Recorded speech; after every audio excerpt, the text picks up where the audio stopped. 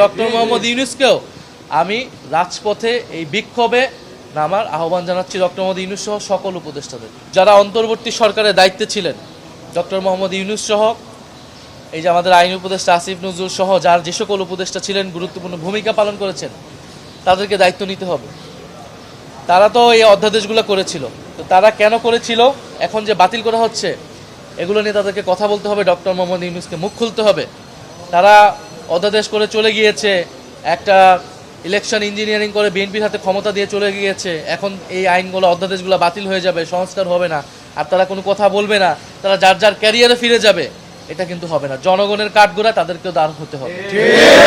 কারণ মানুষের রক্তের উপর দিয়ে আমরা তাদেরকে ক্ষমতা দিয়েছিলাম, তারা আমাদেরকে নিরাশ করেছে, কিন্তু যতটুকু অর্জন সেই সময় হয়েছে, সেই অর্জন ধরে রাখার জন্য তাদেরকেও মাঠে নামতে হবে। ফলে ডক্টর মোহাম্মদ ইউনূসকেও আমি রাজপথে এই বিক্ষোভে নামার আহ্বান জানাচ্ছি, ডক্টর মোহাম্মদ ইউনূস সহ সকল উপদেষ্টাদের।